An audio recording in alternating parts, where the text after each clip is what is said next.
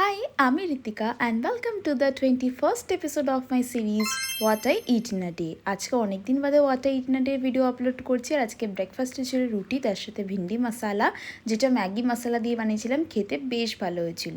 আর আজকে লাঞ্চটা তো ছিল ভীষণই স্পেশাল। প্রথমবারের জন্য আমি বানিয়েছিলাম ভেজ বিরিয়ানি, পনির, এঁচোড়, সয়াবিন, আলু দিয়ে, সাথে ছিল স্যালাড, রায়তা। এটা খেতে সত্যি বলছি এতটুকুও পোলাও লাগছিল না। অ্যাজ আ ননভেজ লাভার আমিও ভাবতাম ভেজ বিরিয়ানি বলে কিচ্ছু হয় না, কিন্তু ট্রাস্ট মি, যখন বানালাম এটা অ্যাকচুয়ালি বিরিয়ানির মতো টেস্ট করছিল। শুধু আমি এখানে ননভেজ বলতে পেঁয়াজের বেরেস্তা ইউজ করেছি, বাকি কিন্তু টোটালটাই ভেজ সমস্ত উপকরণ দিয়ে বানানো।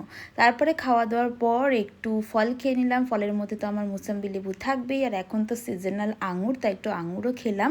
তারপরে সন্ধেবেলা দেখলাম রয়েছে মিয়ামরে এই চকো ভলক্যানো কেকটা, যেটা তো আমার অল টাইম ফেভারিট। হালকা একটু মাইক্রোওয়েভে গরম করলাম, চকলেটটা মেল্ট হয়ে দারুণ লাগছিল খেতে।